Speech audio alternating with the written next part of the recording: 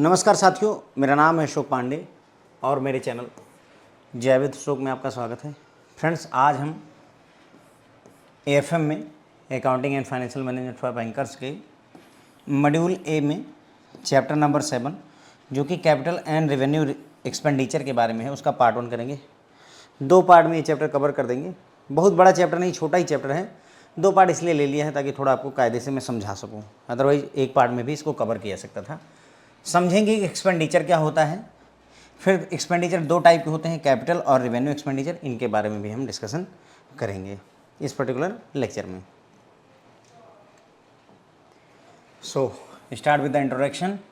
At the end of the year a trial balance is prepared and from trial balance final accounts that is trading and profit and loss account and balance sheet आज prepared. ठीक है, accounting का subject ऐसा होता है friend, पढ़ाने में मज़ा आता है, पढ़ने में भी मज़ा आता है क्योंकि लॉजिक लड़ाना रहता है ना। बाकी थ्योरेटिकल वाले जो सब्जेक्ट होते हैं उनमें ज़्यादा दिमाग लगाना नहीं रहता, उसमें बस केवल रट्टा मारो, बैंकिंग रेगुलेशन एक्ट क्या कहता है, नॉमिनी कौन हो सकता है, लाइक दैट। तो देखिए, कह रहे हैं कि जब at the end of year, जब फाइनेंशियल ईयर की समाप्ति होती है तो जो बैलेंस ट्रायल बैलेंस बनाया जाता है, क्या बनाते हैं? Trial balance. ठीक है, हमने देखा था कि कैसे लेजर, जर्नल, फिर लेजर, फिर ट्रायल बैलेंस, पूरा कॉन्सेप्ट चैप्टर नंबर 3 में देखा है। तो ट्रायल बैलेंस बनाया जाता है और उसी ट्रायल बैलेंस की सहायता से फाइनल अकाउंट तैयार किए जाते हैं। ठीक है, तो जर्नल में पोस्टिंग करी, जर्नल से ले जाकर लेजर में पोस्टिंग की, लेजर से ट्रायल बैलेंस बना, ट्रायल बैलेंस से फिर फाइनल अकाउंट बनते हैं। अब फाइनल अकाउंट फ्रेंड्स यहाँ पर 3 तरीके के होते हैं। फाइनल अकाउंट कितने तरीके के हैं? 3 तरीके के। पहला ट्रेडिंग अकाउंट, पहला ट्रेडिंग, हियर इट इज़। दूसरा P&L बोलते हैं, चाहे प्रॉफिट एंड लॉस अकाउंट बोल दीजिए, ये दूसरा हो गया। और तीसरा होता है फ्रेंड्स बैलेंस शीट। ये 3 चीज़ें हम तैयार करते हैं। थोड़ा सा फ़र्क क्या होता है समझने का अगर आप प्रयास करें तो बिल्कुल हल्के से बता रहा हूँ, जैसे जैसे आगे बात बढ़ेगी वैसे और डिटेल में बताऊँगा। ट्रेडिंग में ऐसा होता है फ्रेंड, जैसे मान लीजिए आपकी जूतों की दुकान है, ठीक है, तो जो कुछ भी आप ला रहे हैं और बेच रहे हैं उसको ट्रेडिंग अकाउंट में मेंटेन किया। जैसे मान लो मैंने 4000 का जूता एक बेच दिया तो मैं उसको ट्रेडिंग अकाउंट में, आज इतना मैंने ट्रेड किया हुआ है। प्रॉफिट एंड लॉस अकाउंट में किया जाता है, जो रिकरिंग अर्निंग या एक्सपेंडिचर होते हैं उनको ले जाया जाता है, यानी कि जो प्रॉफिट या लॉस हुआ उसको वहाँ पर ले जाया जाता है। और बैलेंस शीट में किया जाता है, कैपिटल टाइप के एक्सपेंडिचर और अर्निंग को या रिसिप्ट को बैलेंस शीट में ले जाया जाता है। ठीक है, तो ये हो गया, थोड़ा सा और भी बताऊंगा, अभी के लिए समझते हुए चलते हैं। ठीक है, तो 3 तरीके के अकाउंट हो गए, ट्रेडिंग, प्रॉफिट एंड लॉस और बैलेंस शीट। इन तीनों अकाउंट को ही फाइनल अकाउंट कहा जाता है, यानी अब सब फाइनल हो रहा है इसीलिए इसे फाइनल अकाउंट कहते हैं। Trial balance shows the debit and credit balance taken out from the ledger. तो ट्रायल बैलेंस में आपको डेबिट या क्रेडिट में कितना बैलेंस बचा है वो दिखाता है, और ये बैलेंस कहाँ से आते हैं? लेजर से आते हैं। मैंने बताया ही था पूरा सीक्वेंस कि जर्नल, लेजर, ट्रायल बैलेंस और फिर final account. These balances then are carried forward to the trading, profit and loss account and balance sheet। तो जो ट्रायल बैलेंस में अगर क्रेडिट बैलेंस है या डेबिट बैलेंस है, जो भी बैलेंस होगा उसको आगे ले जा करके ट्रेडिंग अकाउंट में या प्रॉफिट एंड लॉस अकाउंट में या बैलेंस शीट, इन तीनों में से किसी में, या हो सकता है जो जरूरी हो तो सब में पोस्ट किया जाता है। ठीक है, all expenses and receipt of revenue nature. यहीं पर थोड़ा ध्यान दें, जितने भी एक्सपेंसेस यानी जितने भी खर्चे, जितनी भी रिसिट यानी जितनी भी कमाई, रिसिट का मतलब कमाई, जो रिवेन्यू नेचर के हैं, are shown in the trading and profit and loss account. ठीक है, तो जितने भी खर्चे और कमाई रेवेन्यू नेचर के होते हैं। आगे हम बात करेंगे कि रेवेन्यू नेचर का क्या मतलब है, हम बात करेंगे। ठीक है, अभी के लिए जानिए कि जितने खर्चे रेवेन्यू नेचर के होते हैं, जितनी कमाई रेवेन्यू नेचर की होती है, उसको हम ट्रेडिंग अकाउंट में और प्रॉफिट और लॉस अकाउंट में ले जा करके दिखाते हैं। ठीक है, यानी कि ये रेवेन्यू नेचर के खर्चे और कमाई या तो ट्रेडिंग अकाउंट में या तो प्रॉफिट और लॉस अकाउंट में या दोनों में जाएंगे, जैसी स्थिति हो उस हिसाब से। एंड उसके बाद दूसरी बात, and all expenses and receipt of capital nature. जितनी भी कमाई और खर्चे कैपिटल नेचर के होते हैं उनको बैलेंस शीट में ले जाया जाता है। उनको कहाँ ले जाते हैं? जितने भी कमाई और खर्चे कैपिटल नेचर के होते हैं उनको बैलेंस शीट में ले जाया जाता है। ठीक है, तो प्रॉफिट एंड लॉस अकाउंट में और बैलेंस शीट में यही फ़र्क हो गया कि बैलेंस शीट में जो है कैपिटल नेचर की चीज़ें जाएंगी और प्रॉफिट एंड लॉस अकाउंट में रेवेन्यू नेचर की चीज़ें जाएंगी। ठीक है, आगे बात कर लेंगे कि नेचर का क्या सेंस है।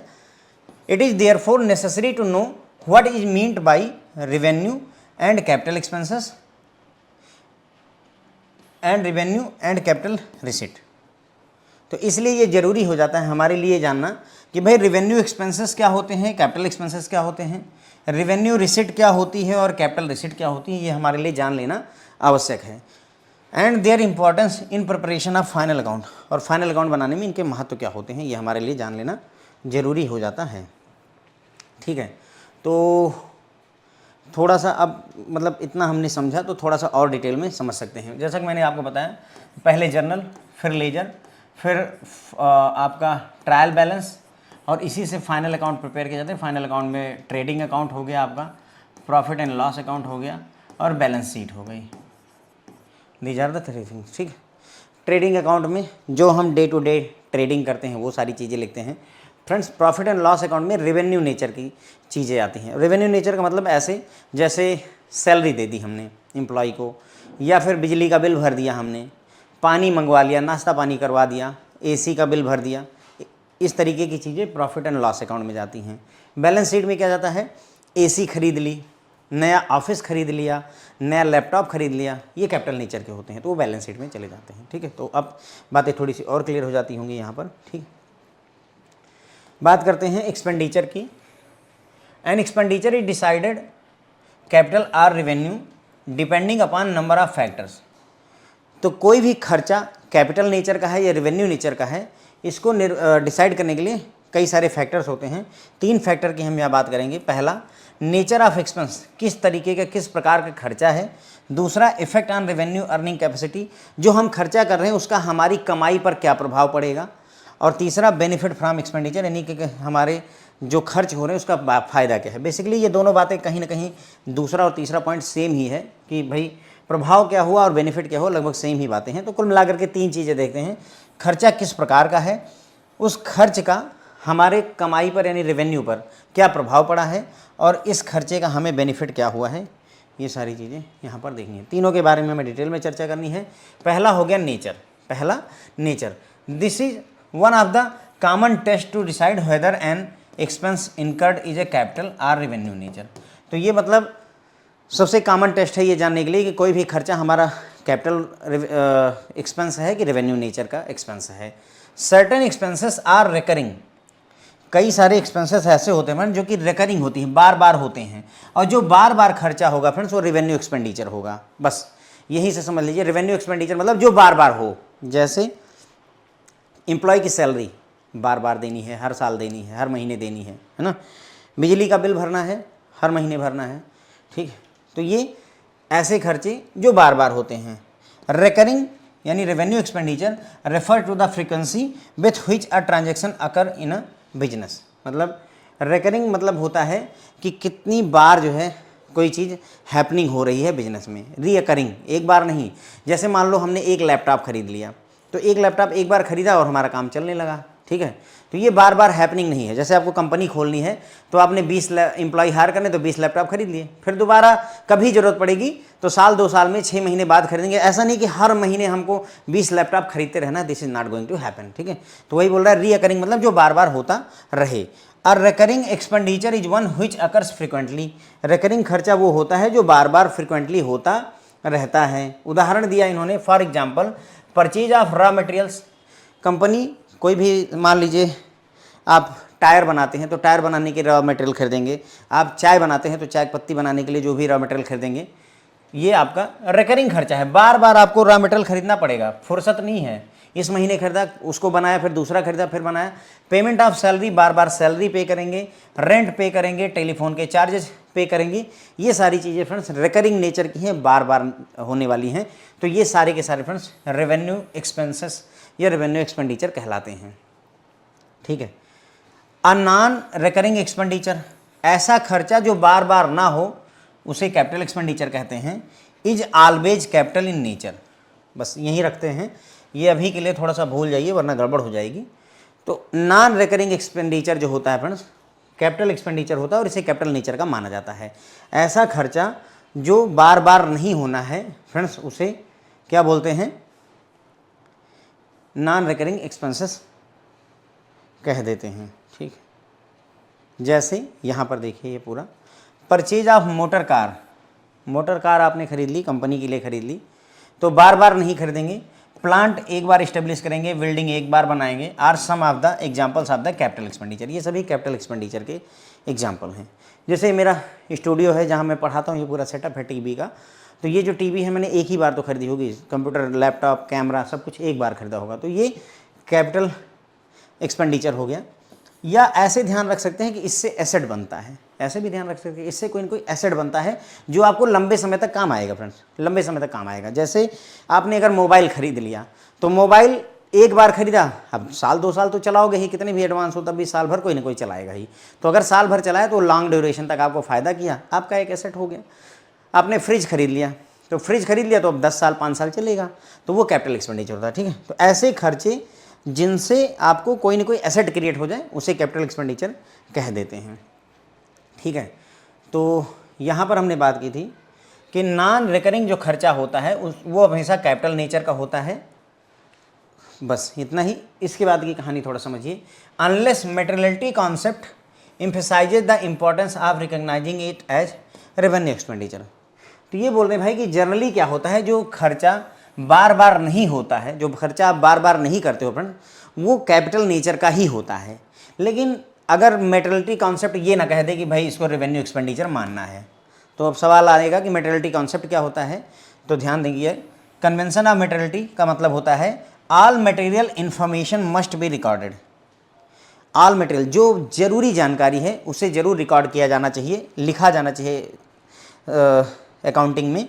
What is material depends upon the value of the item involve and the circumstances of individual cases of businesses. अब क्या मटेरियल है, क्या महत्वपूर्ण है, क्या जरूर लिखा जाना चाहिए, ये निर्भर करता है कि कौन सा आइटम उसमें इन्वॉल्व है और कैसी परिस्थितियां हैं उस बिजनेस की, उसके हिसाब से ये डिसाइड किया जाता है कि क्या चीज़ मटेरियल है, क्या चीज़ नहीं मटेरियल है। अभी तक नहीं समझ में आएगा तो ये एग्जांपल से समझ में आ जाएगा। देखिए, purchase of wall clock for 500 is a non recurring expenditure. देखो यहाँ पर इसने बताया कि भाई 500 रुपये की मैंने घड़ी खरीदी, तो भाई घड़ी एक ही बार तो खरीदूंगा, हर महीने तो खरीदूंगा नहीं, तो ये नॉन रिकरिंग खर्चा है। नॉन रिकरिंग है, इसका मतलब ये कैपिटल एक्सपेंडिचर होगा, आइडियली यही होना चाहिए, सही है ना, यही होना चाहिए। लेकिन ये रेवेन्यू एक्सपेंडिचर है। क्यों रेवेन्यू एक्सपेंडिचर है? देखिए, but it will be treated as revenue expenditure, क्योंकि मेटेरियलिटी कॉन्सेप्ट ऐसा बोलता है। क्यों ऐसा बोलता है? वो बोलता है देखो ऐसा है कि भाई भले ही तुमने 500 रुपये खर्चा बार बार नहीं करना है, लेकिन तुम्हारा करोड़ों का बिजनेस है, उसमें 500 रुपये का क्या मतलब है, इसलिए इसको रेवेन्यू खर्चा मान करके किनारे कर दो। मेटेरियलिटी कॉन्सेप्ट यही होता है। देखो एक और एग्जाम्पल देते हैं। मान लो कोई कोई कंपनी है जो जूता बेचती है, मान लेते हैं उसका जूता जो है 2001 पैसे का उसने रखा हुआ है रेट, 2001 पैसे का या 2005 पैसे का रेट उसने रखा हुआ है। ठीक है, तो छोटी सी दुकान है, 2000 रुपये 5 पैसे का एक जूता यहाँ पर बेचा जा रहा है। मान लेते हैं कि साल भर में आप कितना बेचते हो, से कि हम साल भर में भाई बहुत अच्छा किया तो 1000 जूते हमने बेच लिए। ठीक है, 1000 जूते बेच लिए। तो हुआ क्या कि जो अकाउंटेंट है उसने इसको इग्नोर मार दिया, उसने कहा कि नहीं 1000 जूते बेच रहे हैं, अपन 2 ही 1000 लेंगे। तो ठीक है, 2000 लोगे तो कितना हो जाएगा, 6 जीरो हो जाएंगे। ठीक है, ये 20 लाख रुपए, कितने की कमाई हुई, 20 लाख रुपए की। और जो इग्नोर मारा था 0.5 5 पैसे हमने इग्नोर मारा था, उसको 1000 से मल्टीप्लाई करेंगे तो ये कितना हो जाएगा फ्रेंड्स,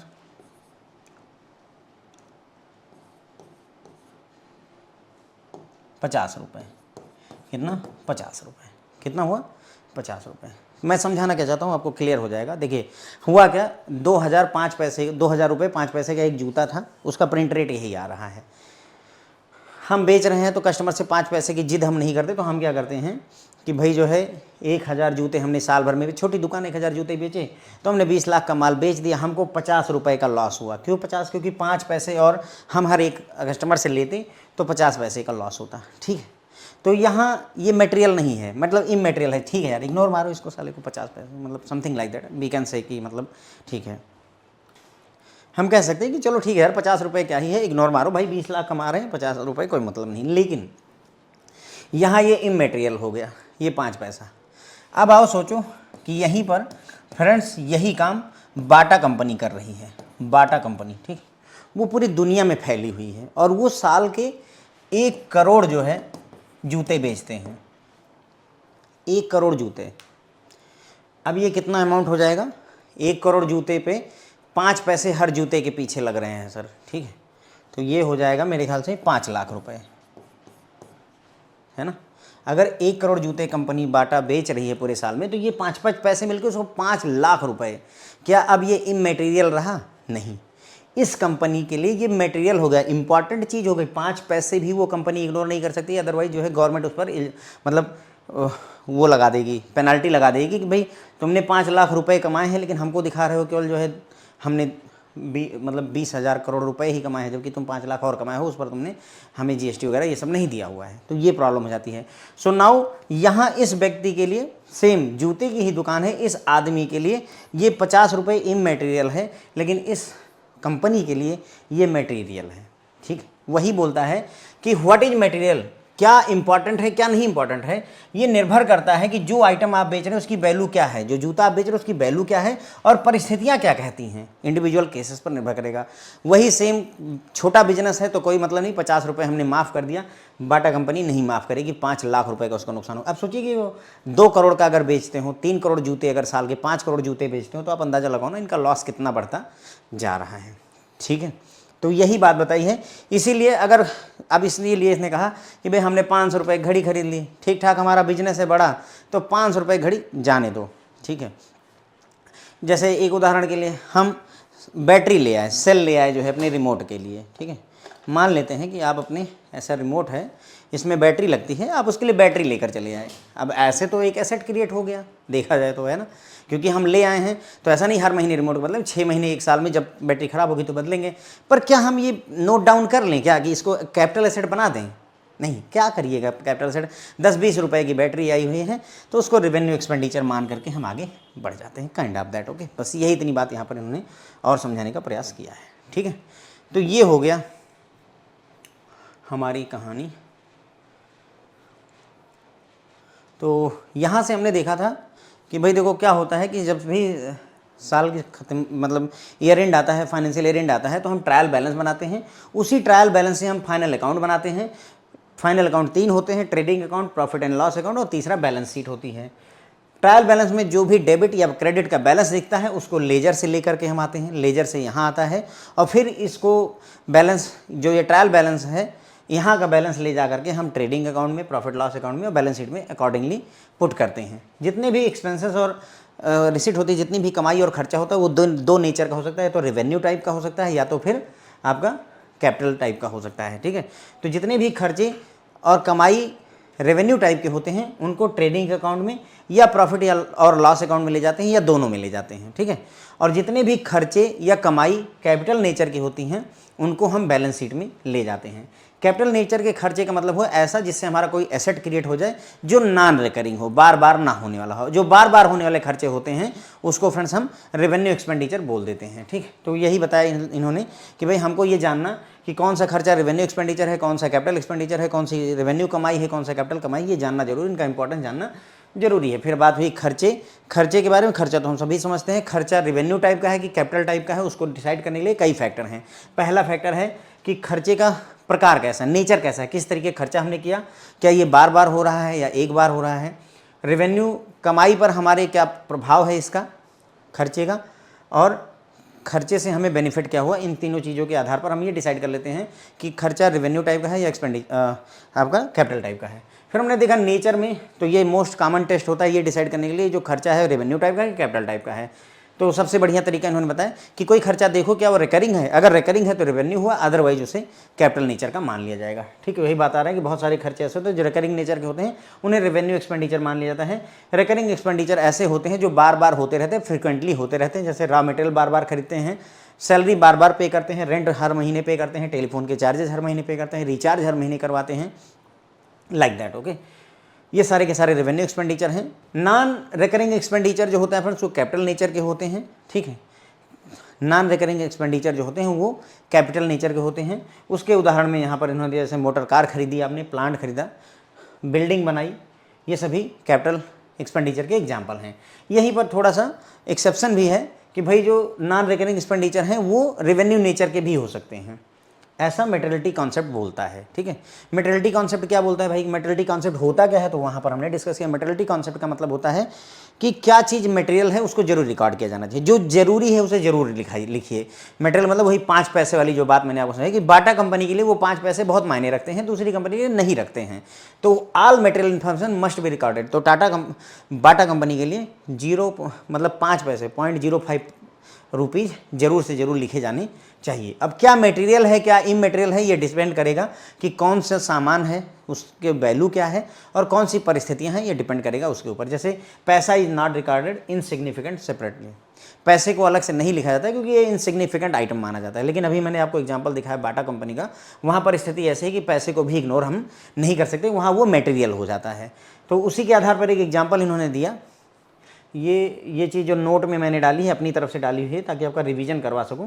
ठीक है, नोट और एग्जाम्पल ये अलग चीज़ है, बाकी ये आपका किताब का पार्ट है। यहाँ से मटेरियल कॉन्सेप्ट एक्सपेंडिचर के बाद में फिर ये भी किताब बुक मतलब इसी चैप्टर में है। ठीक है, तो जो हमने 500 रुपये की जो दीवार घड़ी खरीदी है वो नॉन रिकरिंग एक्सपेंडिचर है, तो इसे कैपिटल एक्सपेंडिचर मानना चाहिए। लेकिन मटेरियलिटी कॉन्सेप्ट के हिसाब से ये इतना इंपॉर्टेंट नहीं, इतना रिलेवेंट नहीं है हमारे लिए, तो इसे हम रेवेन्यू एक्सपेंस में डाल सकते हैं। ठीक है, तो ये बात हमने पहले ही कर ली थी भाई कि motor car, plant, building etcetera ये सारी चीज़ें कैपिटल एक्सपेंडिचर का पार्ट होती हैं। फिर आ जाता है दूसरा, effect on revenue earning capacity. तो जो खर्चा हम कर रहे हैं फ्रेंड्स, उसका हमारी कमाई पर क्या प्रभाव पड़ रहा है। ध्यान रखिए ये रेवेन्यू का मतलब कमाई से है, इस रेवेन्यू का मतलब कमाई से है, कैपिटल और रेवेन्यू से नहीं है, उस कैपिटल और रेवेन्यू से नहीं है, ये कमाई से है। ठीक है, तो जो हमारा खर्चा हमने किया उसका हमारे कमाने की क्षमता पर क्या असर हुआ। The expenses which help to generate income revenue in current year are revenue in nature and should be matched against the revenue earn in the current period and these are generally called revenue expenditure, जैसे salary. On the other hand, if expenditure help to generate revenue over more than one accounting period, it is generally called capital expenditure. Example, purchase of plant. Purchase of plant. देखिए क्या बोल रहे हैं कि अगर कोई जो आपने खर्चा किया उस खर्चे की वजह से केवल इसी फाइनेंशियल ईयर में अगर कमाई हो सकती है तो फ्रेंड्स उसे रेवेन्यू एक्सपेंडिचर बोला जाएगा। यही बताया इन्होंने। जैसे सैलरी, अगर हमने अपने एम्प्लॉय को सैलरी दी तो जिस महीने या जिस साल हम उसको सैलरी देंगे उस साल वो उसमें प्रोडक्शन में हेल्प करेगा और हमें चीज़ें देगा। ऐसा नहीं है कि मैं 2025 में उसको सैलरी दूं और वो मेरे लिए 2027 में काम करके कुछ प्रोड्यूस करके देगा, तो नहीं होगा, है ना।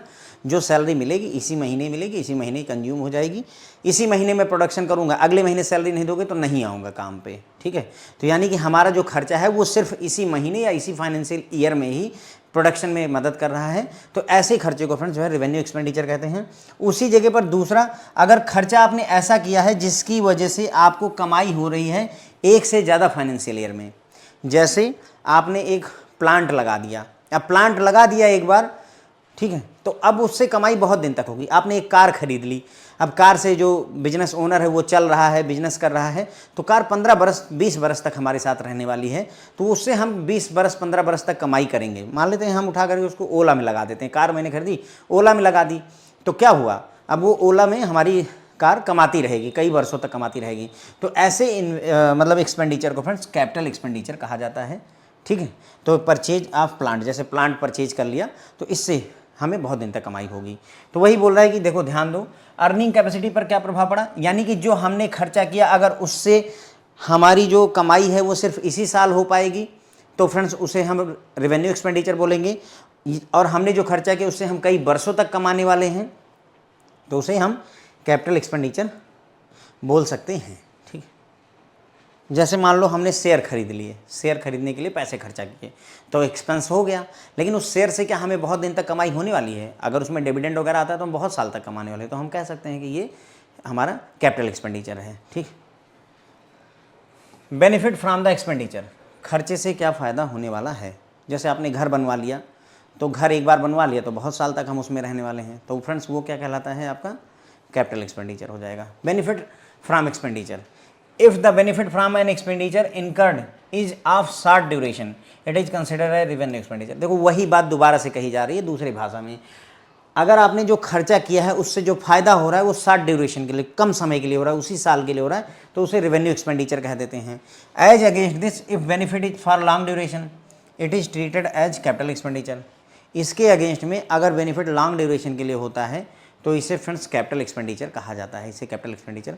The main purpose of incurring such expenditure is to earn income over a period of year or increase the earning capacity of the business. अब जो हम ऐसा खर्चा करते हैं इसमें हम लॉन्ग ड्यूरेशन तक कमा सकें, तो उद्देश्य क्या होता है? ऐसे खर्चे का उद्देश्य होता है कि हम काफ़ी दिनों तक कमाते रहेंगे या हमारे बिजनेस की कमाने की क्षमता बढ़ जाए, उसी के लिए हम करते हैं। ठीक है, तो ये हो गया हमारा। अब यहाँ से कैपिटल एक्सपेंडिचर की बात करनी है, तो ठीक है। नेचर पर हमने बात कर ली थी, नेचर के बारे में। फिर उसके बाद में दूसरा देखा था हमने कि भाई मतलब ये क्या हम बातें कर रहे हैं कि कैसे डिसाइड करेंगे कि कोई खर्चा रेवेन्यू एक्सपेंडिचर है कि कैपिटल एक्सपेंडिचर। तो यहाँ पर हमने देखा कि कोई जो खर्चा है उसका हमारी कमाई पर क्या प्रभाव है, कमाई की क्षमता पर क्या प्रभाव होता है। तो ऐसा खर्चा जिसकी वजह से हम इसी फाइनेंशियल ईयर में अगर कमाई कर सकते हैं तो उसे रेवेन्यू एक्सपेंडिचर कहेंगे, जैसे सैलरी हो गई। और ऐसा खर्चा जिसकी वजह से हमारी जो इनकम है वो कई वर्षों तक जनरेट होने वाली है तो उसे कैपिटल एक्सपेंडिचर कह देते हैं, जैसे प्लांट वगैरह खरीदना, कार खरीदना, ये सारी चीज़ें आ जाएंगी। एक्सपेंडिचर से बेनिफिट के आधार पर भी डिसाइड कर सकते हैं। अगर आपने खर्चा किया उससे थोड़े ड्यूरेशन तक ही आपको प्रॉफिट होने वाला है तो उसे रेवेन्यू एक्सपेंडिचर कह दीजिए। अगर कई फाइनेंशियल ईयर तक, कई वर्षों तक आपको फ़ायदा होने वाला है तो उसे हम कैपिटल एक्सपेंडिचर कह देते हैं। ठीक है, अब यहाँ पे कैपिटल एक्सपेंडिचर के बारे में डिस्कस करेंगे। अभी तक हमने देखा खर्चा क्या होता है, एक्सपेंडिचर के टाइप क्या होते हैं। अब यहाँ पर कैपिटल एक्सपेंडिचर के बारे में डिटेल में चर्चा करेंगे। Capital expenditure is that expenditure the benefit of which is enjoyed or consumed not in 1 year but over many year. तो कैपिटल एक्सपेंडिचर वो खर्चा होता है जिसका बेनिफिट हमें कई वर्षों तक मिलता है। जैसे आप अगर आम का पेड़ लगा लीजिए तो कैपिटल एक्सपेंडिचर है ये आपका। क्यों? क्योंकि एक बार आम का पेड़ लगा दिया, 3-4 साल बाद जब से फल आना शुरू हो गए, जब तक आप बूढ़े नहीं हो जाएंगे, आपकी अगली औलाद, अगली पीढ़ी भी जो है उसका फ़ायदा उठा सकती है। तो लाइक दैट कैपिटल एक्सपेंडिचर हो गया। ठीक है, बढ़िया एग्जांपल है ये आम का पेड़। ठीक है, तो कैपिटल एक्सपेंडिचर ऐसा खर्चा होता है जिसका बेनिफिट कई वर्षों तक हमें मिलने वाला है, तो उसे कैपिटल एक्सपेंडिचर कहते हैं। It is expenditure incurred which results in purchase or acquisition of asset and properties which may be used for many year. तो जो कैपिटल एक्सपेंडिचर किया जाता है तो उसका असर ये होता है कि या तो हम कोई एसेट खरीद लेते हैं या एक्वायर कर लेते हैं, कोई प्रॉपर्टी खरीद लेते हैं, एक्वायर कर लेते हैं, और जिसको हम बहुत वर्षों तक यूज करने वाले होते हैं, बहुत वर्षों तक यूज करते हैं। The main purpose of incurring such expenditure is earn income over a period of year and increase the earning capacity of the business concern with the aid of benefit acquired from such expenditure. तो मतलब क्यों हम ऐसा खर्चा करते हैं capital expenditure? तो main purpose होता है भाई ऐसे खर्चे का कि ताकि हम काफ़ी वर्षों तक जो है अर्निंग कर सके। जैसे आदमी किराए के लिए मकान बनवा देता है तो उसका उद्देश्य क्या है? किराए के लिए हॉस्टल बनवा देता है तो उसका उद्देश्य यही है कि हम हॉस्टल बनवा दिए, कई वर्षों तक हम जो है कमाई करते रहेंगे। ठीक है, तो यही है अपना कैपिटल एक्सपेंडिचर। एग्जाम्पल देखते हैं। अगर for example purchase of plant and machinery, building, computer software, patent rights. तो यहाँ एग्जांपल इन्होंने दिया कि अगर आप प्लांट और मशीनरी खरीदते हैं तो ये कैपिटल एक्सपेंडिचर है, क्योंकि प्लांट एक बार खरीद लिया तो उसका फायदा बहुत दिन तक मिलेगा। मशीनरी खरीद ली, बहुत दिन तक। कंप्यूटर सॉफ्टवेयर बना दिया, बहुत दिन तक उसका फ़ायदा उठाएंगे। पेटेंट राइट्स ले लिए, कोई चीज़ का पेटेंट करवा लिया तो उसको हम हमेशा यूज करते रहेंगे, रॉयल्टी मिलती रहेगी। The capital expenditure relate not only to tangible fixed asset but also for intangible asset. और जो ये आपका कैपिटल एक्सपेंडिचर होता है वो सिर्फ टेंजिबल एसेट्स यानी जिन्हें छू सकते हैं ऐसे एसेट के लिए नहीं, इनटेंजिबल एसेट्स के लिए भी होता है। इनटेंजिबल एसेट्स में आपका पेटेंट राइट्स वगैरह आ सकते हैं, गुडविल हो सकती है, पेटेंट राइट्स वगैरह हो सकते हैं, ये सारी चीज़ें। तो कैपिटल एक्सपेंडिचर में देखा हमने ऐसा एक्सपेंडिचर जिसका बेनिफिट हम काफ़ी वर्षों तक एंजॉय करने वाले हैं, सिर्फ 1 साल के लिए ही बेनिफिट नहीं होता है। इस एक्सपेंडिचर का उद्देश्य होता है कोई ना कोई एसेट या प्रॉपर्टी को एक्वायर करना, परचेज कर लेना, जिसको हम कई वर्षों तक यूज कर सकें। मुख्य उद्देश्य यही होता है कैपिटल एक्सपेंडिचर का, ताकि हम कई वर्षों तक कमाते रहें या हमारा जो बिजनेस है उसकी कमाने की क्षमता बढ़ जाए। उदाहरण में इन्होंने देखा परचेज ऑफ प्लांट या मशीनरी हो गया, कंप्यूटर सॉफ्टवेयर का निर्माण करना, पेटेंट राइट्स वगैरह, ये सारी चीज़ें हो गई। कैपिटल एक्सपेंडिचर टेंजिबल एसेट पर तो लागू ही होते हैं, इसके अलावा इनटेंजिबल एसेट्स पर भी लागू होते हैं। ठीक है, cost which are classified as capital expenditure, यानी कि किस खर्चे को हम कैपिटल एक्सपेंडिचर कह सकते हैं। तो पहला है इनिशियल कॉस्ट और दूसरा होता है सब्सिक्वेंट कॉस्ट, ठीक है। तो इनिशियल कॉस्ट में देखते हैं, these include purchase price including duties and non refundable taxes, cost directly attributable to bringing the asset to the location and condition necessary for the operational. मतलब ये कहते हैं कि शुरुआती कॉस्ट क्या होती है, कोई भी चीज़ अगर आपने खरीदी है, मान लो हमने एक मशीन खरीदी, तो मशीन खरीदेंगे, मान लेते हैं वो मशीनरी 1 लाख रुपए की है, प्लस उस पर हमें जीएसटी पे करना पड़ेगा, तो वो भी इसमें शामिल होगा, प्लस इसको मान लो ट्रांसपोर्ट करने में, फ्राइट वगैरह में जो चार्जेस लगेंगे, मान लेते हैं 2000 रुपये आने में लग जाता है, वो भी इसमें शामिल होगा, प्लस इसमें मान लो इंस्टॉलेशन के लिए 5000 रुपये मिस्त्री ने मांगा, तो वो भी हम देंगे। तो जब तक ये मशीन ऑपरेशनल ना हो जाए, उसके पहले के जितने भी खर्चे फ्रेंड्स लग जाते हैं, उन सभी खर्चों को हम इनिशियल कॉस्ट बोल देते हैं, बस यही बोला गया है। तो दीज इंक्लूड, यानी कि इनिशियल कॉस्ट में इंक्लूड करता है परचेज प्राइस, परचेज का प्राइस यानी खरीदा कितने का, 1 लाख का, including duties and non refundable tax, plus यानी कि परचेज करने का 1 लाख प्लस ड्यूटी और रिफंडेबल नॉन रिफंडेबल टैक्स यानी जीएसटी वगैरह भरा, वो भी इसमें शामिल होगा। Cost directly attributable to bringing the asset to the location, location पर एसेट को लाने के लिए जो भी खर्चा हुआ, भाड़ा वगैरह जो लगा, वो चीज़ हो गई। और condition necessary for it to be operational, और इसके अलावा इसको ऑपरेशनल करने के लिए जो भी और चीज़ें ज़रूरी हैं, वो सारे खर्चे जोड़े जाते हैं, तो उसे इनिशियल कॉस्ट कहा जाता है। This is also applicable for acquisition of intangible asset.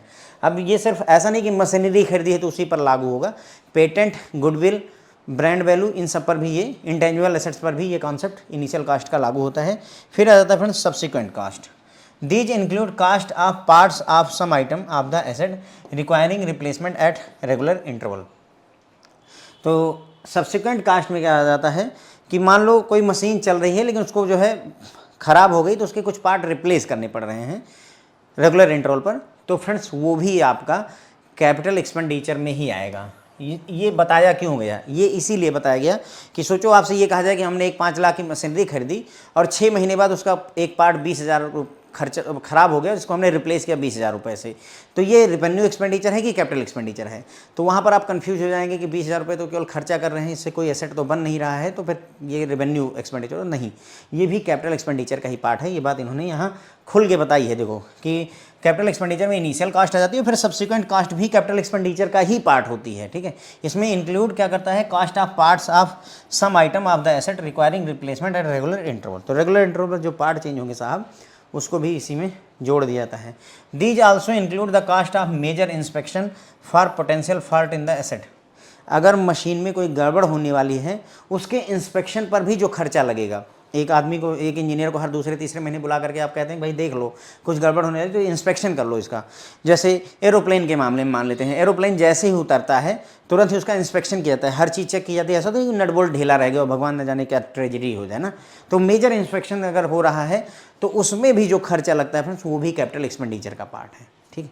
तो वो भी किसका पार्ट हो जाएगा, कैपिटल एक्सपेंडिचर का पार्ट हो जाएगा। Some of the examples of above cost are, यानी कैपिटल एक्सपेंडिचर के कुछ यहाँ एग्जाम्पल है। Cost of employ benefit arising directly from the construction और एक्विजिशन ऑफ द एसेट, यानी कि कोई भी एसेट कंस्ट्रक्ट किया गया या एक्वायर किया गया तो उससे जो भी बेनिफिट होने वाला है वो आपका कैपिटल एक्सपेंडिचर का पार्ट होता है। Cost of site preparation, site को प्रिपेयर करने के लिए जो खर्चा करेंगे वो कैपिटल एक्सपेंडिचर है। इनिशियल डिलीवरी और हैंडलिंग कास्ट, मशीन को वहाँ तक फैक्ट्री तक लाने में जो भी पैसा खर्चा हुआ वो सारा इसी का आपका कैपिटल एक्सपेंडिचर है। इंस्टॉलेशन है असेंबली कॉस्ट, इंस्टॉल करने और असेंबल करने का जो भी कॉस्ट लगेगा वो भी कैपिटल एक्सपेंडिचर है। कास्ट ऑफ टेस्टिंग, मशीन को टेस्ट करने में, फैक्ट्री को टेस्ट करने में जो भी खर्चा लगेगा वो भी कैपिटल एक्सपेंडिचर का पार्ट है। प्रोफेशनल फ़ी, किसी प्रोफेशनल को बुलाया है, इंजीनियर को बुलाया है, कैपिटल एक्सपेंडिचर का पार्ट है। Research of development expenditure, development expenditure में जो भी खर्चा लगेगा वो भी इसी का पार्ट होगा। All directly attributable cost necessary to create, produce, operate internally generated intangible asset, मतलब जो भी एसेट है उस पर डायरेक्टली जितना भी खर्चा होगा, ऑल डायरेक्टली एट्रीब्यूटेबल खर्चे जो भी होंगे, उन सारे खर्चों को फिर जो है कैपिटल एक्सपेंडिचर का पार्ट माना जाता है, ठीक है। तो ये बात हो गई कैपिटल एक्सपेंडिचर में हमने देखा ही था कि ऐसा खर्चा जिसका फ़ायदा हमें एक से ज़्यादा वर्षों तक मिलने वाला है, उसे हम कैपिटल एक्सपेंडिचर कहते हैं। उसके बाद में फिर हमने देखा था कि यहाँ पर कैपिटल एक्सपेंडिचर में दो तरीके की कास्ट होती है, इनिशियल कास्ट और सब्सिक्वेंट कास्ट। इनिशियल कास्ट में मशीन खरीदने का परचेज प्राइस जो भी टैक्स दिया उसका उसी में जोड़ेंगे, उसके बाद उसको लाने में जो खर्चा होगा वो देंगे, इंस्टॉलेशन में प्रोफेशनल फीस जो भी खर्चा लगे सारा का सारा फ्रेंड जो है हमारा खर्चा हो जाएगा कैपिटल एक्सपेंडिचर का। सब्सिक्वेंट कास्ट क्या होती है, मशीन लग गई उसको ऑपरेशनल रखने के लिए अगर इंस्पेक्शन करवाते हैं तो वो भी खर्चा कैपिटल एक्सपेंडिचर का पार्ट है। अगर कोई पार्ट चेंज हो रहा है रेगुलर इंटरवल पर तो वो भी कैपिटल एक्सपेंडिचर का ही पार्ट माना जाता है। इंस्पेक्शन, मेजर इंस्पेक्शन, फॉल्ट ना होने पाए उसके लिए इंस्पेक्शन होता रहता है, क्योंकि जो केमिकल फैक्ट्री वगैरह होती है वहाँ रिस्क रहता है, पता चले पाइप फट जाए तो जनता जो है मतलब परेशान हो जाएगी। तो इसलिए जो है मेजर इंस्पेक्शन का जो खर्चा है वो भी फ्रेंड्स हम कैपिटल एक्सपेंडिचर में ही मानेंगे। एग्जाम्पल जो है कैपिटल एक्सपेंडिचर के, तो भाई जो भी बेनिफिट हमें कंस्ट्रक्शन या एक्विजिशन ऑफ एसेट से होंगे वो आपका कैपिटल एसेट है। साइट प्रिपेयर करने के लिए यानी फैक्ट्री बनाने में जो भी खर्चा लगेगा, डिलीवर करने में, हैंडल करने में जो चार्ज लगेंगे, इंस्टॉलमेंट और इंस्टॉलेशन और असेंबली का कॉस्ट जो लगेगा। असेंबली कॉस्ट का मतलब होता है कि कोई बड़ी मशीन होती है तो वो सीधे सीधे जहाँ से बनी है वहाँ से आपकी फैक्ट्री तक नहीं आ सकती, इतनी बड़ी है कि रोड से लाया ही नहीं जा सकता है, तो उसको क्या करते हैं पार्ट में तोड़ देते हैं, मतलब नट बोल्ट खोल करके अलग कर देते, फिर यहाँ ला करके असेंबल वेल्ड वगैरह करके जैसा भी हो इकट्ठा करते हैं। टेस्ट करने का खर्चा, professional fees, research development expenditure, directly जितने भी खर्चे लगते हैं आपके एसेट को ऑपरेशनल होने में वो सारे के सारे जो है आपके खर्चे फ्रेंड जो है कैपिटल एक्सपेंडिचर होते हैं। फिर आ जाता है cost which are not classified as capital expenditure. तो अगर कोई खर्चा कैपिटल एक्सपेंडिचर नहीं है तो उसे क्या कहेंगे भाई, सीधी सी बात है रेवेन्यू एक्सपेंडिचर कहेंगे। क्या बोलेंगे हम, रेवेन्यू एक्सपेंडिचर। तो रेवेन्यू एक्सपेंडिचर में क्या आता है, cost of day to day servicing of asset including intangible asset, these are primarily the cost of labour consumable and many में include the cost of small parts. ठीक है, तो इसमें क्या क्या चीज़ें आती हैं, तो मशीन को चलने के लिए फ्रेंड जो है डे टू डे ऑपरेशनल होने के लिए जो भी खर्चा लगता है, मान लो डीजल लगता है वो आ जाएगा। उसमें प्राइमरली कास्ट ऑफ लेबर का कास्ट, कंज्यूमेबल जो भी पार्ट्स लगेंगे और छोटे छोटे पार्ट्स अगर रिप्लेस हो रहे हैं तो ये सारी चीज़ें जो कुछ भी मतलब डे टू डे खर्चा, अगर वो डे टू डे खर्चे में आ जा रहा है तो फ्रेंड्स उसे हम क्या बोल देंगे, revenue expenditure. Cost of opening a new facility, introducing a new product और service, conducting business in a new location, or with a new class of customers and administrative and other general cost. देखिए बोल रहा है कि cost of opening a new facility, अब नई facility यानी नई फैक्ट्री लगाने का जो खर्चा है, ऐसे आप देखोगे तो ये कैपिटल एक्सपेंडिचर है। भाई हम नई फैक्ट्री लगा रहे हैं तो एसेट क्रिएट हो रहा है तो कैपिटल एक्सपेंडिचर है। तो यहाँ जो ये बोल रहा है ना, जो छोटे खर्चे हैं friends, cost of opening a new facility, आप नई फैसिलिटी खोल रहे हैं लेकिन वहाँ छोटे मोटे जो खर्चे हो रहे हैं उनको रेवेन्यू का पार्ट माना जाएगा। नई फैसिलिटी खोलने में जो खर्चा होगा वो तो एक्चुअल जो बड़े खर्चे आप करोगे वो सारे के सारे कैपिटल एक्सपेंडिचर का ही पार्ट होंगे। जो छोटी मोटी चीज़ें लग रही हैं उनके जो छोटा मोटा खर्चा हो रहा है फ्रेंड्स उसको रेवेन्यू का पार्ट माना जाता है। मेरी बात समझ में आई, यानी अगर मैं ये लिखूँ cost of opening new facility तो फ्रेंड्स ये कैपिटल एक्सपेंडिचर का भी पार्ट है और ये रेवेन्यू एक्सपेंडिचर का भी पार्ट है। जो बड़े हैं खर्चे वो कैपिटल का पार्ट है, जो छोटे मोटे खर्चे वो रेवेन्यू का पार्ट हो जाएंगे, कहने मतलब ये है। ठीक है, उसके अंदर खर्चा हो रहा है इंट्रोड्यूसिंग अ न्यू प्रोडक्ट और सर्विस, नया प्रोडक्ट या सर्विस इंट्रोड्यूस करने के लिए जो खर्चा लग रहा है, conducting business in a new location or with a new class of customer, आप नई लोकेशन पर बिजनेस करना चाहते हैं, नए तरीके के कस्टमर के साथ खर्चा मतलब जो है बिजनेस करना चाहते हैं तो उसमें जो भी खर्चा लगेगा वो रेवेन्यू एक्सपेंडिचर माना जाता है। Cost of relocating or reorganising part or all of an increase operation, मतलब कहने का कोई आप पहले फैक्ट्री कहीं और थी दूसरी जगह पर रीलोकेट करना चाहते हैं, या पहले आपका दुकान कहीं और थी अब नई जगह पर लोकेट करना चाहते हैं, तो उस रीलोकेशन वगैरह में जो भी खर्चा लग रहा है इस एंटिटी को ऑपरेट करने के लिए उसे रेवेन्यू का पार्ट माना जाता है। Cost on internally generated asset like goodwill, brand and masthead, publishing title, customer list and similar item if the cost are not directly related to the create, produce और operate these. मतलब कहने का कि जो खर्चा हमारा लग रहा है जैसे गुडविल बनाने में, ब्रांड बनाने में, टाइटल पब्लिश करने में, कस्टमर की लिस्ट वगैरह बनाने में, इन सब चीज़ों में जो हमारा खर्चा लग रहा है अगर ये डायरेक्टली रिलेटेड नहीं है क्रिएट, प्रोड्यूस और ऑपरेट करने में जो भी फैक्ट्री वगैरह है उसके क्रिएट, प्रोड्यूस और ऑपरेट करने में अगर ये डायरेक्ट खर्चा नहीं है तो जो खर्चे इन सब चीज़ों में लगेंगे, कस्टमर की लिस्ट प्रिपेयर करने में, टाइटल वगैरह पब्लिश करने में, कोई चीज़ डिटेल में पब्लिश करने के लिए, तो वो सारे के सारे खर्चे फ्रेंड्स आपके रेवेन्यू एक्सपेंडिचर का पार्ट माना जाएगा।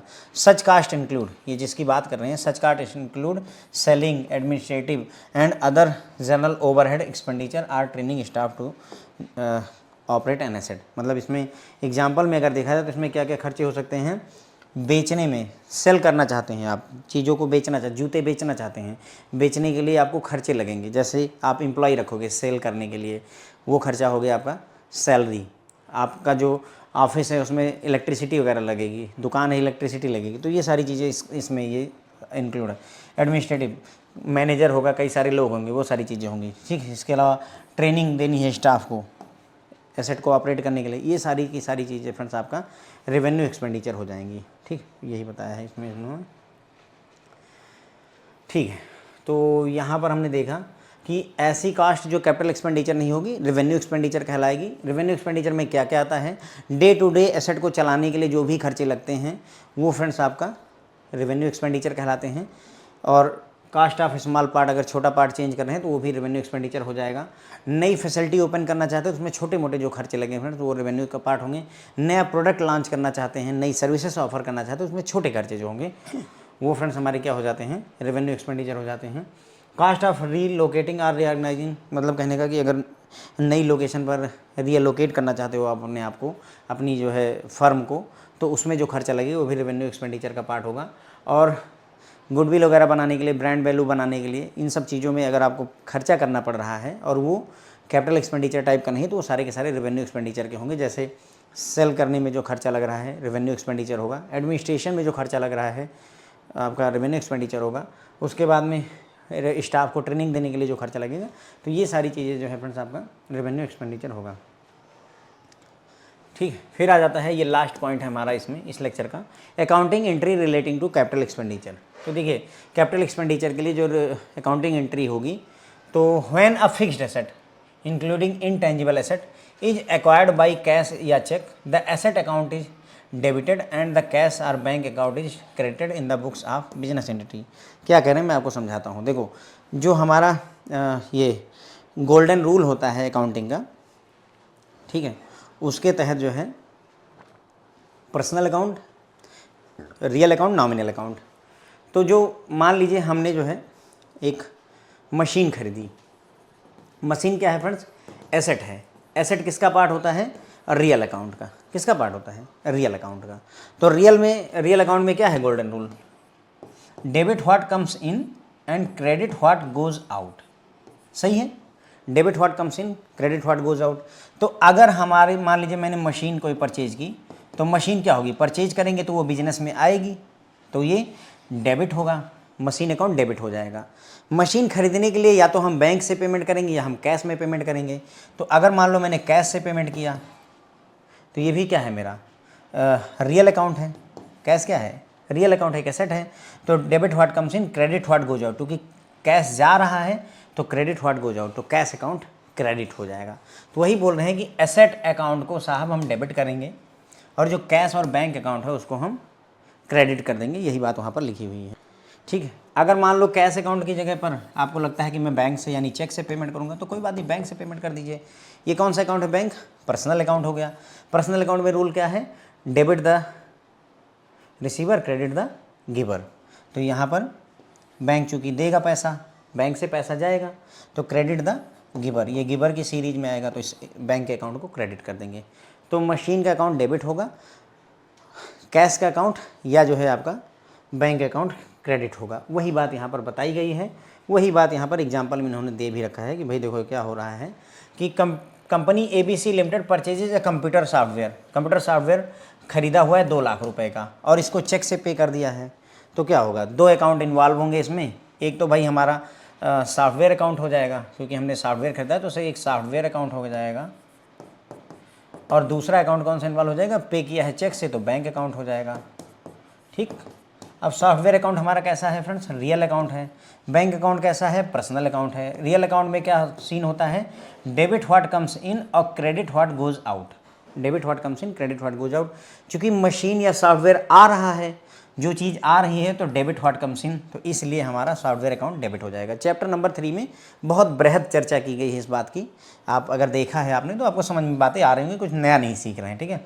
पर्सनल अकाउंट में होता है debit the receiver, credit the giver, debit the receiver, credit the giver. चूँकि बैंक अकाउंट से पैसा जा रहा है तो बैंक यहाँ पर गिवर हो गया है, तो क्रेडिट द गिवर के तहत इसको क्रेडिट कर देंगे, ठीक। तो इसीलिए देखिए डेबिट एसेट अकाउंट को डेबिट किया गया 2 लाख से और बैंक अकाउंट को क्रेडिट कर दिया है, ठीक। ओके, तो बस यही इतनी बात फ्रेंड्स यहाँ पर हमने समझनी थी। तो अकाउंटिंग एंट्री में मैंने आपको समझा ही दिया फ्रेंड। देखिए अकाउंटिंग एंट्री करने में कोई दिक्कत नहीं है, क्योंकि ये हमारा कैसा अकाउंट है भाई, कैपिटल अकाउंट है। कैपिटल का मतलब हो गया हमारा कोई ना कोई एसेट बनेगा, तो एसेट रियल अकाउंट होता है, तो debit what comes in, credit what goes out. अगर कैश जा रहा है तो भाई रियल अकाउंट है, तो debit what comes in, credit what goes out, तो क्रेडिट कर देंगे कैश अकाउंट को। अगर बैंक अकाउंट से जाएगा पैसा तो debit the receiver, credit the giver, चूँकि बैंक गिवर है तो क्रेडिट कर देंगे, ठीक है। Machinery, software, fridge, TV, washing machine आएगा, ये चीज़ें आएंगी तो डेबिट व्हाट कम्स इन, जो आएगा उसको डेबिट कर देंगे। तो इसी तरीके से पूरी एंट्री आप यहाँ पर पास कर सकते हैं, कोई दिक्कत नहीं है, ठीक है। तो बस यहीं पर अपना ये लेक्चर खत्म हो जाता है। नेक्स्ट पार्ट में थोड़ी बहुत बातें रह जाती हैं। देखो हमने एक्सपेंडिचर पूरा समझ लिया, रिसिट बाकी है, यानी कि खर्चे का पार्ट समझ लिया है, कमाई बाकी है। लेकिन कमाई खर्चे में हमने बहुत ज़्यादा डिटेल में चर्चा की है, कमाई में बहुत कम में ही, क्योंकि सारी बातें अब आपको क्लियर है। बस ये बताना है कि ये कमाई थी, वो खर्चा था, ये कमाई है, इतना ही करके बस निकल चलेंगे हम, ठीक है फ्रेंड्स। होप है आपको पसंद आएगा। Thank you so much.